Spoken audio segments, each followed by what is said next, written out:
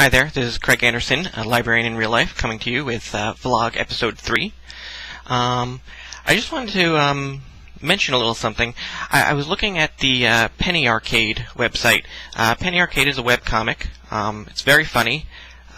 Tends to mostly focus on, humor about computer gaming and things like nerdy, geeky stuff that like I'm interested in. And they had a comic recently that spoke about a product that's being marketed by Gillette called the Gillette Fusion Power Gamer. Now, this is, again, it's a product by the Gillette Corporation. It is a razor, the kind that you shave with. And I've got the website up here. I don't know if you can see this very well. And there is the Gillette Fusion Power Gamer, the big, large razor in the middle of the screen. And over on the side there is a computer-animated version of Roger Federer, tennis player. I'm assuming he's a tennis player. They showed him playing tennis. And he's showing you the all the fine features of the Gillette Fusion Power Gamer razor. Now, I'm going to explore a little bit about what this says about our culture, the way our culture seems to be going, and I'm going to use a lot of kind of broad generalizations about gender and stereotypes. So I just ask that you please bear with me. When I was growing up, when I was going to high school, the idea of masculinity, of manliness, looked something like this. He was a big, rugged, athletic type guy, played a lot of sports, and that was what was thought to be manly. I wasn't very manly. I mean, I was sort of manly, but that's more of a genealogical thing. But the reason that this was kind of looked up to as the pinnacle of masculinity is because men were always supposed to be the providers of the family. That's kind of the male gender stereotype, is the rugged provider that goes out and digs trenches, does an honest day's work, slays the woolly mammoth, and brings home food to his family, brings home the bacon, as it were. But I didn't look like that when I was in high school. I wasn't athletic at all. I wasn't masculine. I'm still not masculine. I looked a little bit more like this. This was kind of... I didn't wear glasses, but this was a huge geek in high school. Geek, nerd, dweeb, whatever they're calling them these days. And that's kind of the stereotype that I was. And I've noticed that in recent days, when you think of the idea of a provider, somebody who's going to go out and get a job and do things to put food on their family's table, which of these guys in today's world is more capable of doing that?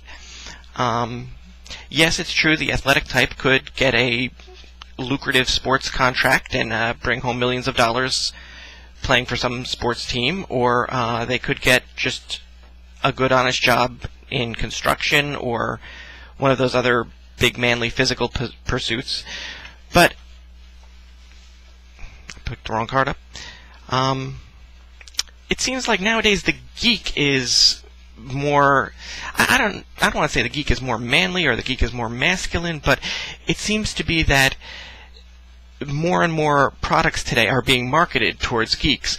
I mean, they have and I'm going to try and get this up here.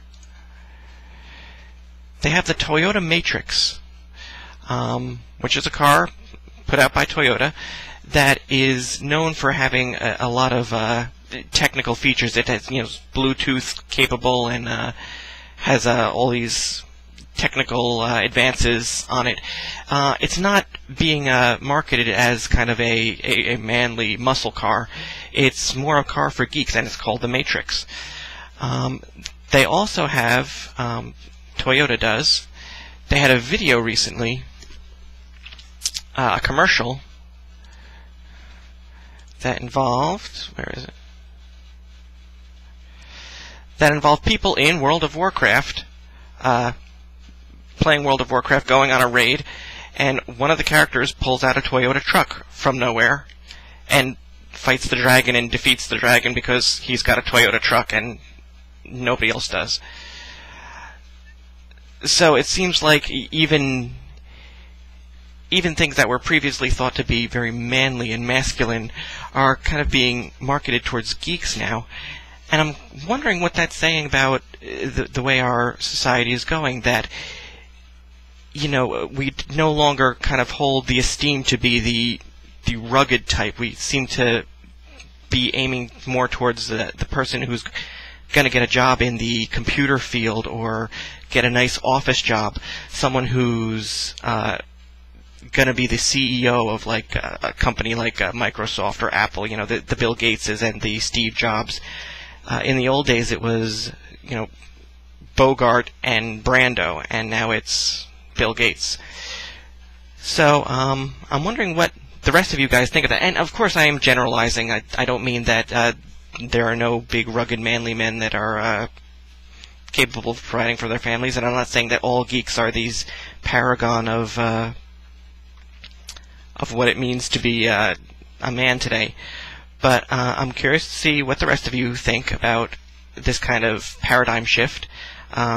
Here's my email address, again, cjanders@kane.edu, and you can send me your questions and I will respond to them. I haven't gotten any questions yet, so I'm starting to wonder if anybody's watching these.